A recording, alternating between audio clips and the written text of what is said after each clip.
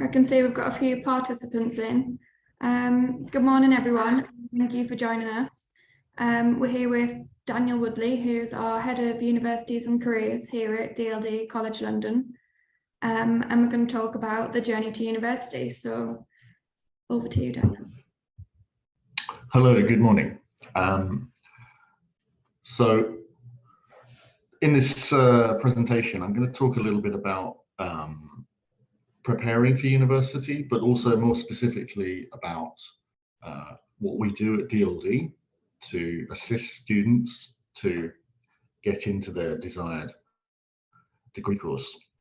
I've been working in this position for about 3 years now, and we've kind of reformed a few things and streamlined the processes and created a new system for advising the students, which I will explain. Obviously, getting students into university is probably the most important thing that the college does with its sixth form students. And many of them, of course, come here in year 14 explicitly to launch into a British university through the IFP program. And we had, I think this year, 75, nearly 74, 75 IFP students. And they're only here for 9 months, really. So they're not here for long, and we have to get them up to speed and prepared for studying at a British higher education institution. And of course, we also have around 110, 120 this year, 130 year 13 students as well. So it's quite a huge cohort. And this year, I think there's going to be more because the number of students being enrolled has increased, or is increasing. So I'm going to talk a little bit about that. So first of all, university isn't, of course, the only option for students. It is the main option, so I'm going to focus on that, obviously, but it isn't the only option. There are also other options, including apprenticeships and work experience, and obviously some students may take gap year or several years.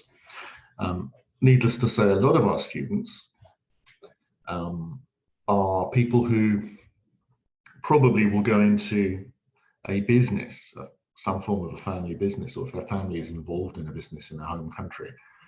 This is, even if they do a degree in the UK, this is obviously quite often a destination for them to train at a British university, usually in the sphere of management or business or economics, to then take up a position in their own countries within their family firms. So I'm not going to discuss that, but that is obviously an outcome, that is a destination for an awful lot of our students. So what are the options? University degrees. As it says here, this is a logical progression beyond school. And everybody is told from GCSE years onwards in most British schools that they must prepare to have the grades necessary to get into a good university. And this has never been more important in terms of the skills required for the modern economy, the knowledge economy, as it's often called. So UK has such a huge number of universities, which means that there's a very, very wide range of academic options. And it's bewildering, actually, I think, for many international students, just how many options there are, how many colleges and universities there are in Britain. Yet, it has to be said, the vast majority of DLD students, especially the international students, tend to study at university institutions here in London. I would say around 80%, at least 85%. So university degree is it's the necessary next stage in someone's education to acquire the skills and qualifications necessary for the modern economy. Now, for the international students, we have to explain in particular the difference between different types of universities. The Russell Group, which are harder to access, but nevertheless, we get many offers from Russell Group universities. The urban metropolitan universities, which used to be polytechnics, and they offer courses that lots of Russell Group universities don't offer. The most popular one for DLD students is Westminster, the University of Westminster. Also, City University in London is one of the most popular, particularly for its business school. And then, of course, there are loads of specialist colleges and medical schools, and probably a minority, obviously, a minority of our students will go to those. But a significant number do have an interest in medicine and the arts. And actually, one of the most popular programs for art students, particularly at IFPs, is fashion and fashion management at some of the specialist colleges like UAL in London. That's a very popular choice. I won't explain everything about UCAS, but of course, it does need to be said that UCAS is the main conduit or portal through which university students are selected. And the students are taught very quickly here. We've just been explaining to the Year 12s 6 months ahead of the application time that they need to think very carefully about what their choices are going to be. And that has to be based as a choice on what their teachers' assessments of their predicted outcomes are going to be. We also are beginning to get them to think about evidencing, providing evidence for their personal statements, what to do, what to say about themselves, what they can do to make themselves appealing, and to think of it as a process of remaining in the shortlist when the admissions officers at universities are reading applications. We want our students to be to the best of their ability on a shortlist rather than on the rejection list. We want them to be considered according to their merits. But of course, the British system is fundamentally based on academic ability. So academic ability is the key thing, and the students are required to think about that very much from the second term onwards in Year 12. And that process is ongoing. I won't focus in on the deadlines because that's not relevant to this talk. So here at DLD, we have, since I took over the system, we reformed the way we advise the students. In the old system, before Tom Hadcroft was here, he's now departed to become a head somewhere else. We redesigned the system basically 2 years ago. And in the old system, the personal tutors, who are now just simply called tutors, used to be in Year 13 or Year 14, the advisors for students applying to university. They would organize references, they would assist with personal statements, etc. But it was decided to separate the two things and create a special group of university admissions tutors, of whom we are 8 of us, and instead they would focus year round on the whole question of universities and careers. Although I'm not responsible for careers myself, that has now been passed to the head of careers, Paul Schoenenberg, who is also a Year 18. So what do these university admissions tutors do? The answer is we do everything. We really do assist the students and make sure that they understand what they've got to do to achieve their goal. And we have to make them realize what are the realistic options, what should they be doing, what should they be trying to do to meet the grade requirements of the particular courses they're looking for. So for example, we first of all will ask the students, what is your ambition? What do you want to do? What is your career outcome? If they don't know, then we say, well, what is the subject that you most enjoy, and what is the subject you most likely would want to study?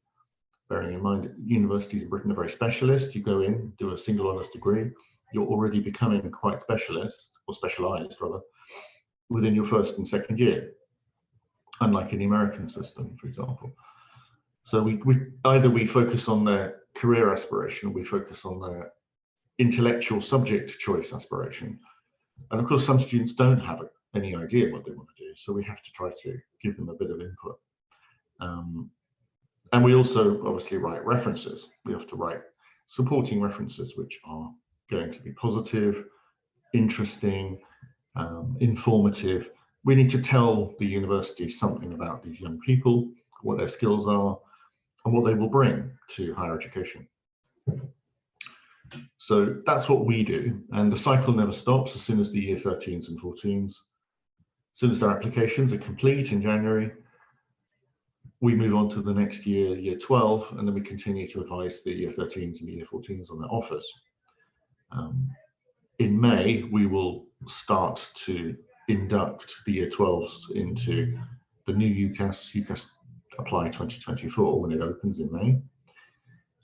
In that time, from that point onwards, by the end of the summer term, hopefully, most of the year 12s will have an online application going, and they'll be able to start completing it, and it will be possible for them to start adding information. So that's what the UATs do at DLD.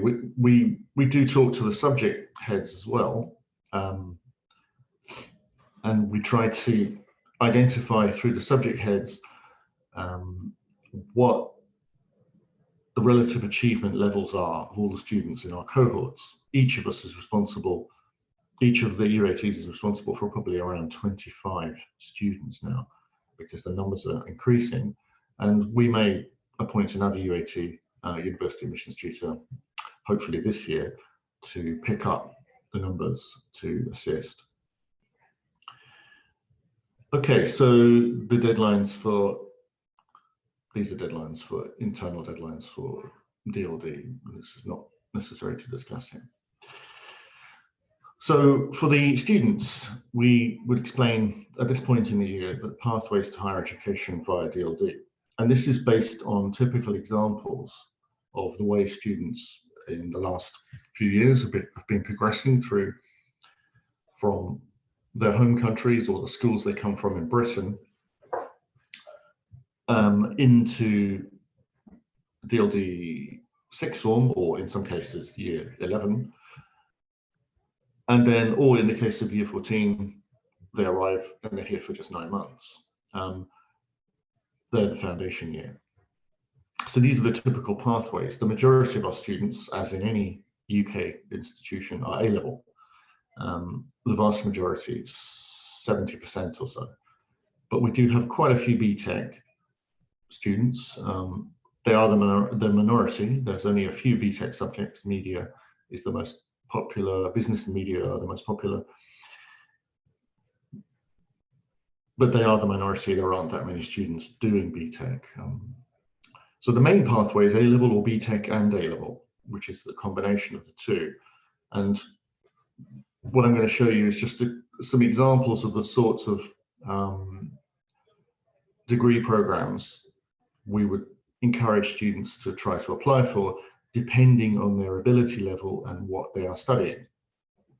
So our job is to make it clear to the students what they are likely, what they are in the best position to try to achieve, but what they are likely to achieve, but also to give them as much support as possible to make them think aspirationally, not just simply in terms of what they could achieve, but beyond also in some cases what they might achieve.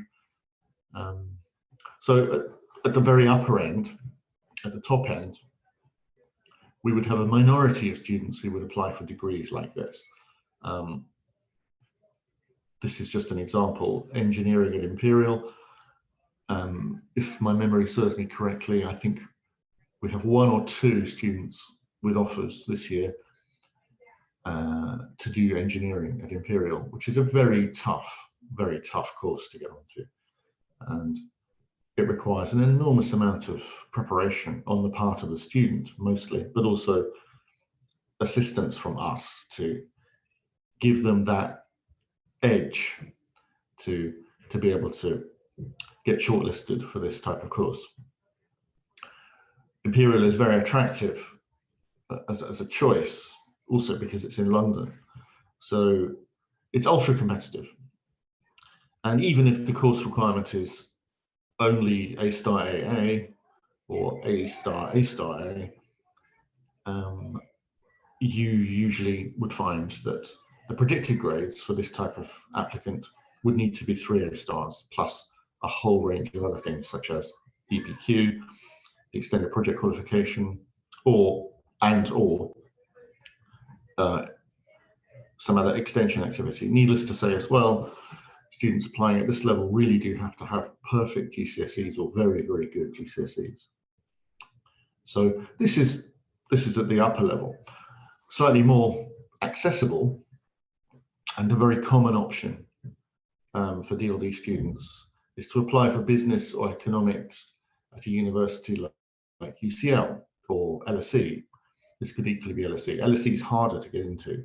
We have to explain that to the students. They may have been told by along the way by agents, particularly the international students, that they can get into LSE, but it's a really a tough ask. It's as hard as, in some ways for some courses as Imperial. So ECL is just a bit easier to get into, and so we tend to sort of encourage them to think about that one.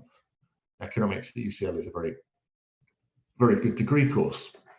A couple of students each year will be lucky enough to get offers, maybe 3 or 4 this year.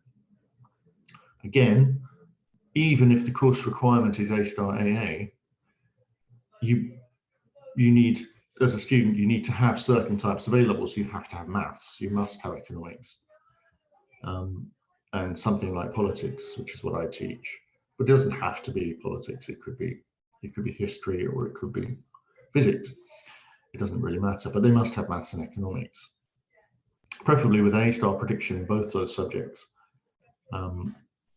UCL, of course, offers lots of courses which are slightly less competitive in other degree options like international relations or political economy. They do a PPE course which is very competitive, or politics and sociology. One girl this year from Romania has an offer to study politics and sociology at UCL.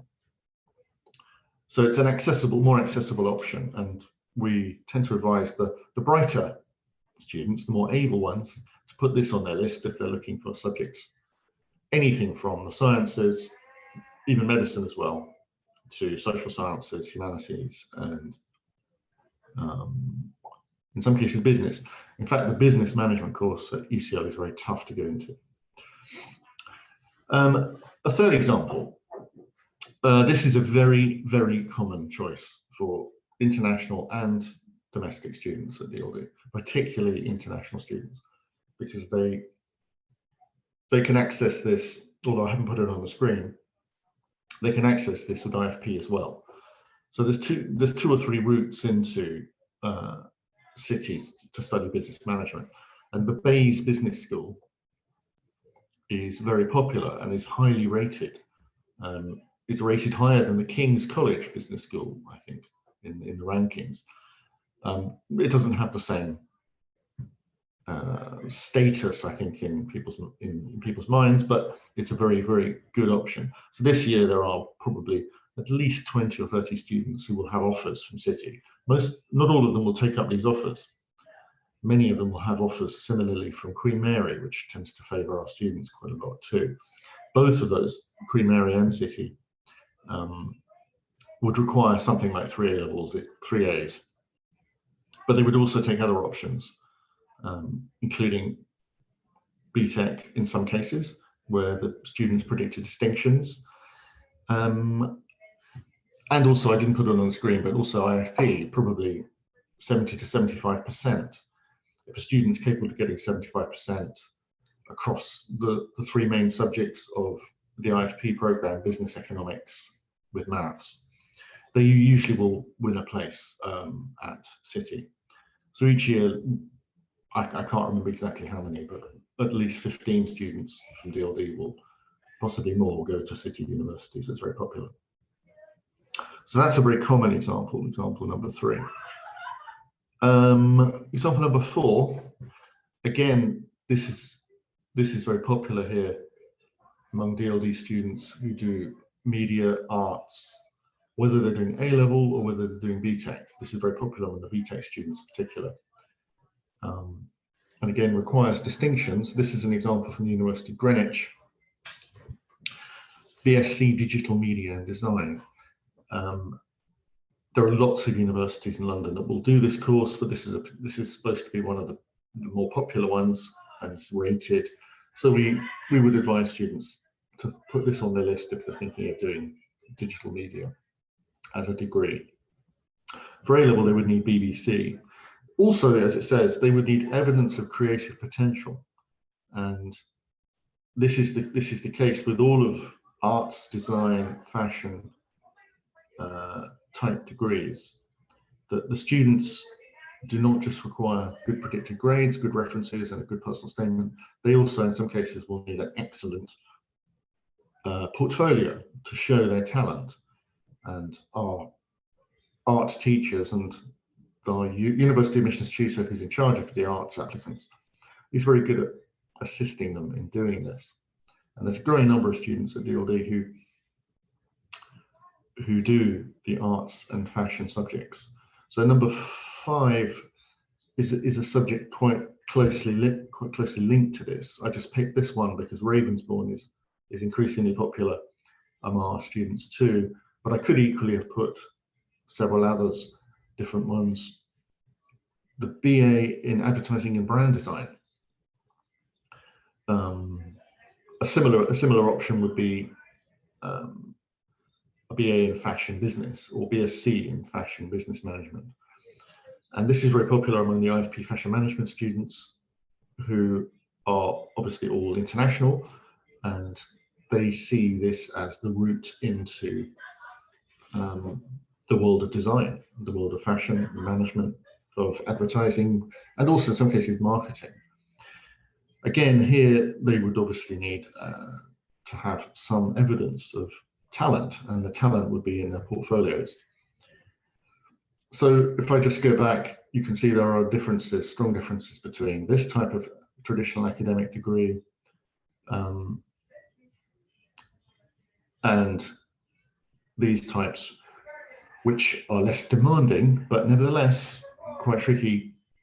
And we need to be very focused with the students to make sure that they get their applications right, because a lot of people want to do these courses, so they have to get shortlisted.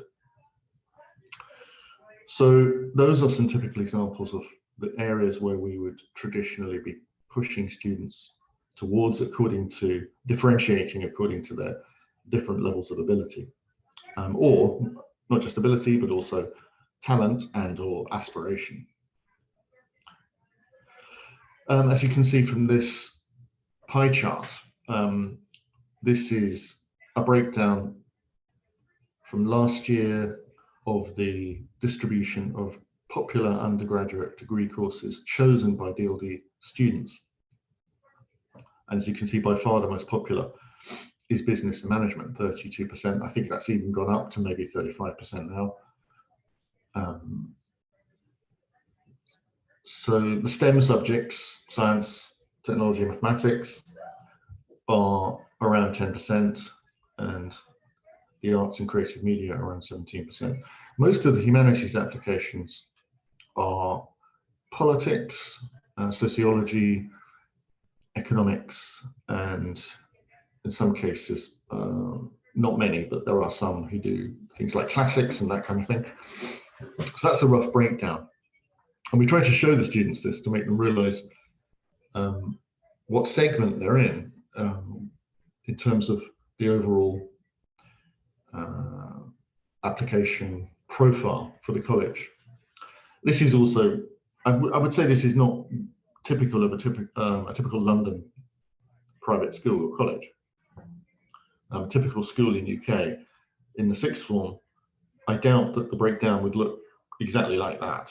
The reason why it's skewed so much in favor of business and management is because of the very large number of international students we have who come from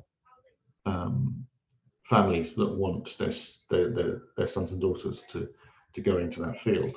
So I think that's what creates such a disproportionate figure for business and management.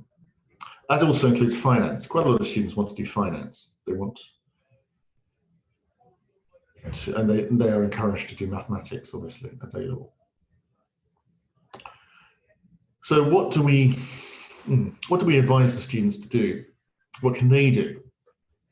We can't do everything, and I am often led to say the same point each time I sit down and talk to the students and give them advice. I said, a lot of what you need to do, you can be doing yourself, because we're here to assist, we're here to advise, we're here to help you edit and help you redraft your work, but you have to do it. And the policy at DLD is the students must decide for themselves, where do they want to study. They have to decide, am I going to make the effort to fill in the gaps between my aspiration and my outcome. So we will say, you've got to go off to some university open days, find out for yourself. It's the most productive way to understand what a place is like, is go and visit the place. Online university open days were very popular during COVID, but increasingly now they're in person, which is obviously a much better way to see the place. Probably the most important thing that students can do is plan early for their personal statements and think well in advance. 6 months in advance is a good time to start thinking about it. And if you're considering applying for one of those top academic degrees, in particular, you would want to find some evidence. I'll come back to that question of evidence in a minute, but it's evidence that makes the difference. Evidence of being somebody who's a student with knowledge above the required level, knowledge of a subject above the required level at A level. And one way to do that is summer schools. I'll come back to that point in a minute. Now, we also have a small number of students who will apply also or exclusively to non-UK institutions. Usually I will encourage them to do UCAS as well. And in most cases they do, just in case they change their minds. And top of the list is American universities, although not as many as you might think. This year there are 6 or 7 students applying to US, and I think of the group, probably only 3 or 4 will actually go, but most of them will get offers. Some of them have got some very good offers, actually. So I do all of this side of the administration for them, which is quite lengthy, and the American applications require follow-up monitoring of students' progress over the year, unlike UCAS, which doesn't. The predicted grades stand or they fall. With the American system, we have to provide ongoing assessment, which means we have to upload reports, transcripts for them. But I also advise them on other countries too, including probably the most popular is Switzerland, and a couple of other EU destinations like the Netherlands. But there will be many students also who don't ask me for advice about applying to certain countries, for example, their own countries. They probably wouldn't need to ask me for much assistance with that, because they know the system already. And lots of DLD students will be applying simultaneously to UK universities and universities in their own country. And at the final point, when they get the results, they'll make a decision about what they want to do, which means that not every student that gets a UCAS offer, not all the students we have who get UCAS offers will actually take them up. Many will not take them up. They may decide just to go home and stay in their own country, but most do.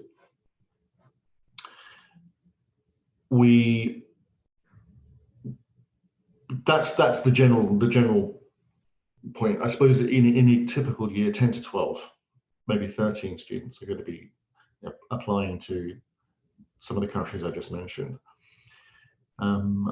We try to give them a bit of guidance, but actually I found that the ones who are very serious about trying to get into American universities usually are very energetic about finding out information for themselves, or they have employed already a counsellor who will give them the benefit of their wisdom about how to get in.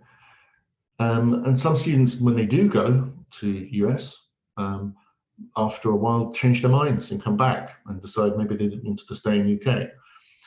But anyway, the support is there, and we will be hosting a specialist on the subject quite soon in March to come and talk to prospective applicants to non-UK universities to give them a bit of insight and specialist advice into what that involves, particularly to get into an American college, because the selection criteria are somewhat different. Some comments on extension and enrichment activities.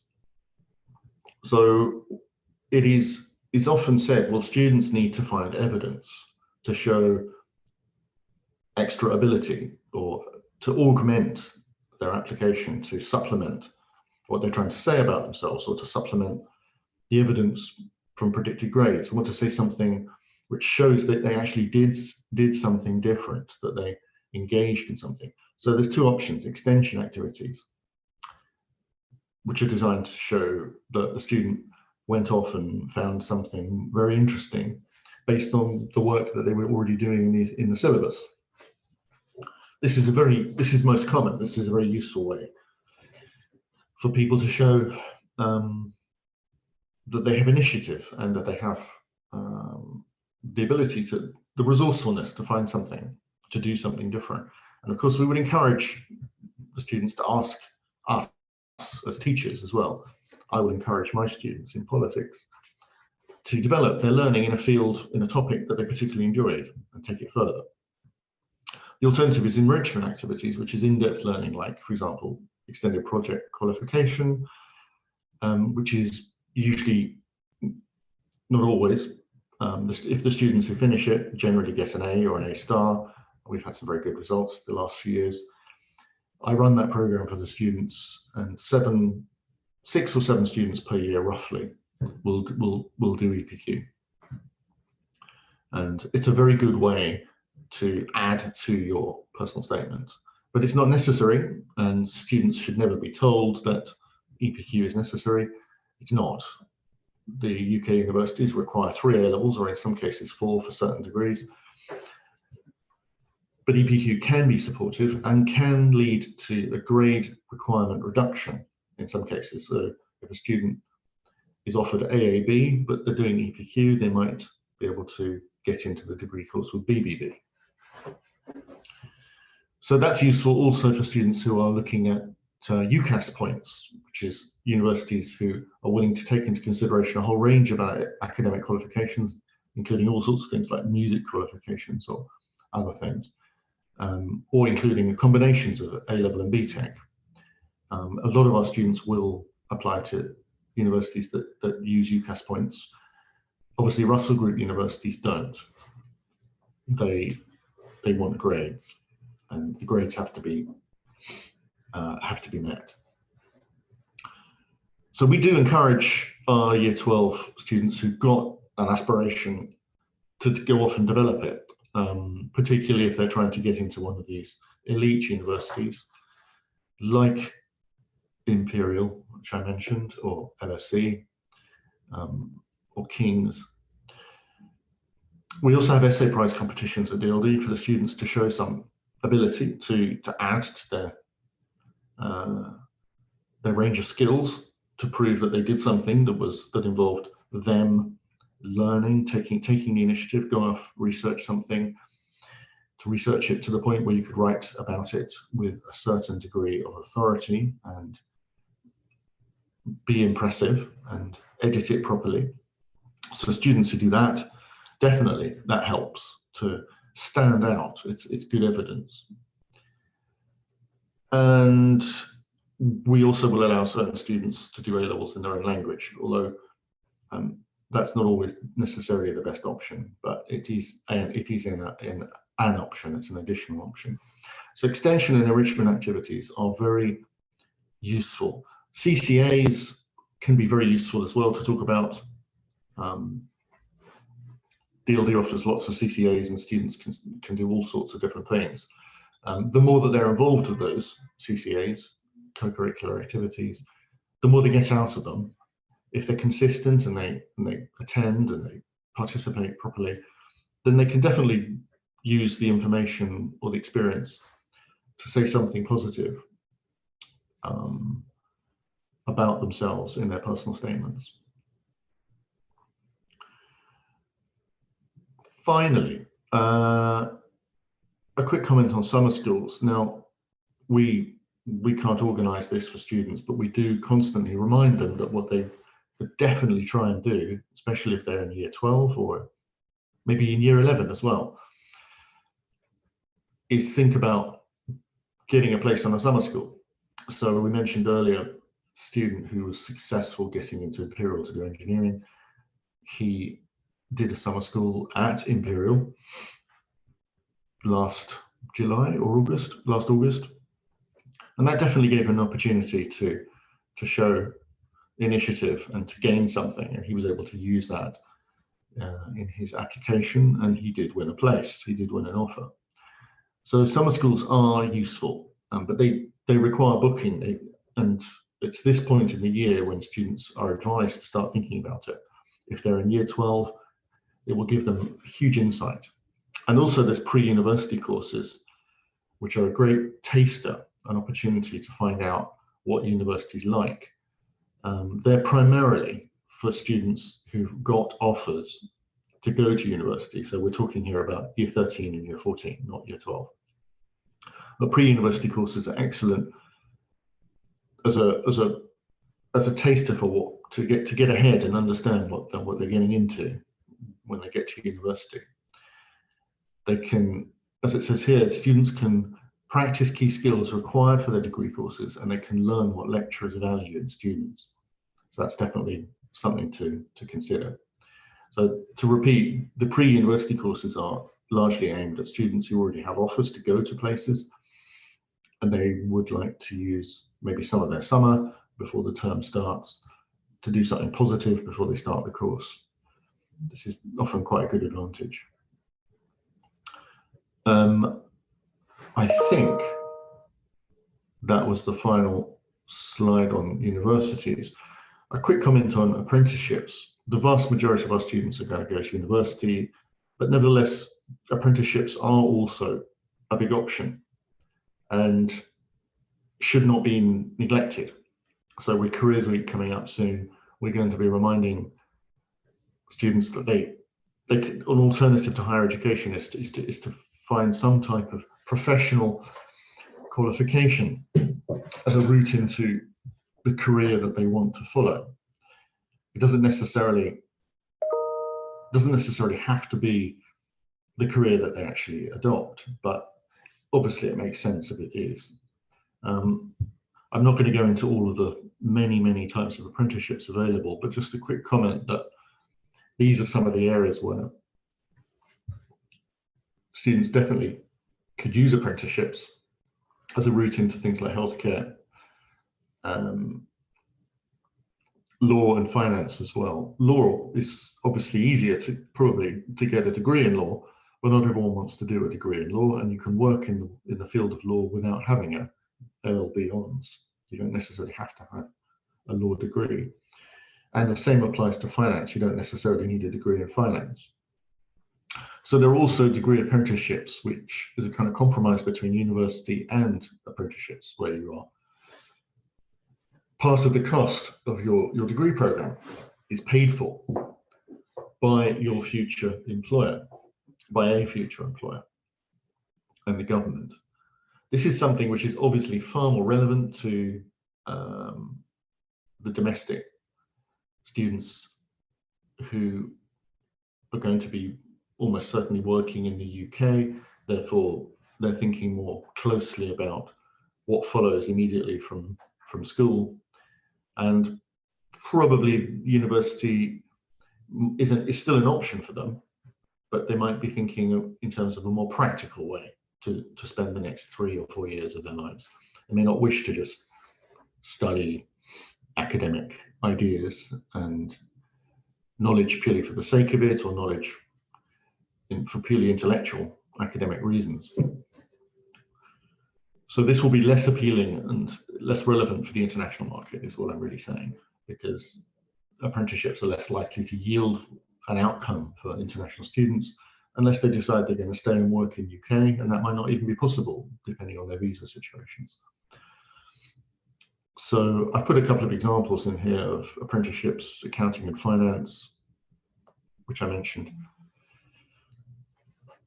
Also law. There are lots of different ways to go into law, and doing an apprenticeship in law and legal studies is definitely an option.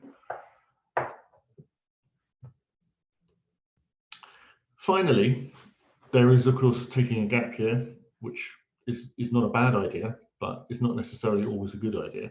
So we try to tell students the best option if you're going to do a gap year is to do deferred entry, which means that you will have your degree planned, and that means that you're not going to drift, having left level 3 education before you go into level 4 into higher education. So it's the best way to organize a gap year is to plan it. And I've said this so many times to people, and would say it to my own son. There's innumerable things you could do in a gap year. Work is one, travel is the other, networking, whatever. But it requires planning, and the best way to do it is to make sure you've got an end point, which is the following September, and that you have a place at a university, which means that you know you're aiming towards something still, and that this time out is finite. It's not infinite. However, having said that, students may just decide they don't want to apply, and quite a few of our students each year don't apply to university. That's just what they want, also what they don't want. Quite a few say, no, I don't want to go to university, I want to do something else, or I just want to work, or whatever. So in theory, a gap year is fine, I suppose, if people then want to apply with their achieved grades and wait and see what did they achieve. Their options are open, but I think the deferred entry route is probably the best one. There are some degree courses that don't allow deferred entry, that don't encourage it, particularly things like maths and engineering and physics. But most courses, I think it is possible. So I think that is as far as I'm going to go. I'm going to go back to the beginning. I hope you found this summary interesting, and I've got about 5 minutes to take a few questions. So if anyone has any questions, Thanks for that, Daniel. By all means. That was Hello. really interesting. I'm sure everyone appreciates your insight on it as well. A few questions that we've had are to do with medicine and entry requirements around that. I know you said only a select few of our students tend to go down that route, but is that something you could talk a bit more about? Sure. How many students? I suppose this year, I think there are 3 students who applied for medicine, and I think 2 of them have got offers. The third one I'm not sure about. Far more of them will apply for biomedical science, because that's much easier to get into, and we will support all of them. I mean, including, there's some who obviously want to do dentistry as well. Well, I haven't seen many dentistry applications this year, and there are some who want to do pharmaceutical science. So I don't manage those applications myself. They're managed by one of our chemistry teachers, who is a university admissions tutor, Pardeep Sagu, and he identifies on my behalf who are the potential aspirants to do this, and he's in the process of compiling a list of those students right now in year 12. Now we've got in March, late March, we've invited somebody from St George's Hospital, part of University of London, a teaching hospital, to come in and talk to our students in year 12 about biomedical science and medicine. So more of them will apply for biomedical science, which requires usually 3 A's. The medical schools, the ones who generally will offer all of those subjects, but to get in to do medicine takes a very special kind of applicant to be chosen, and they have to prove that they really are very diligent and very likely to survive the hard work that is being a student doctor. As we all know, that this is not an easy degree course, and is actually quite exhausting. But where the students are determined to do it, and I've met a few in the last few years who are, and they succeed, they usually will need A star, A, or A star, minimum A star and 2 A's to get into a good medical school like King's or St George's. And there's plenty of good medical schools. But of course, again, as I repeat, the majority of our students, 70% are international, and the vast majority of them, at least 85%, want to be in London. So that doesn't necessarily limit their choices, but they do focus on the London medical schools. And so Pardeep handles those applications. This year there's a handful, I think 3, but far more will do biomedical science and pharmaceutical science, and occasionally dentistry as well. So that's the nature of what we do. The medics are, yeah, go on. Yeah, no, that's really interesting. It's good to know that the students are supported outside of the academic side as well, to obviously make them a more appealing candidate. Another question that I think we'll finish on is surrounding the Oxbridge University process. How does that differ from students that are applying to other universities? Okay, well, I do all the Oxbridge applications myself. And if I just give you an example from this year, we had 5 applicants, 4 for Cambridge and 1 for Oxford. And this year we did very well. We had 2 particularly very strong candidates, and so both of them were given offers, 1 from Oxford and 1 from Cambridge, 1 to do engineering and 1 to do English literature. We give them very tailored support because they're very different. And so the difference between them and those who don't apply to Oxbridge is that we have to explain to them, you have to go a bit further to evidence your ability level and your aspiration. So it really is more specialized. So for example, in the case of the girl who got an offer from Jesus College, Oxford, to read English, the English teachers gave a huge amount of support to her to make her realize that her personal statement had to really stand out. And I wrote the reference. So actually it was a team effort to produce that. But this is not to diminish the amount of work we do also with the vast majority who are not Oxbridge. And quite a lot of students think, well, I'd like to apply to Oxford or Cambridge, but I just think it's too hard. So I'm not going to waste one of my opportunities, 1 of 5. So instead I'll apply to Imperial, or I'll apply to UCL instead, which I think is, in most cases, probably a better strategy, because most applicants to Oxbridge don't get in. So this year we've been lucky. We've had two with offers, and actually we have a 3rd girl who might get in. She's on a long list. So I don't want, as I say, I don't want to diminish, the amount of effort that goes into the general stuff, but we do try to polish those applications to the best of our ability, and I think we're quite good at it. But don't forget as well, they're up against incredible competition from grammar schools. That's great. So there we are. Yes, I think we'll finish on that. Just if anyone has any more questions, I've put the email address in the chat, but it's dld-admissions@dld.org. Myself or the admissions team will get back to you if there's anything else you'd like to know. But thank you for joining us today, and I hope you found it really useful. And thanks again, Daniel. Thank you.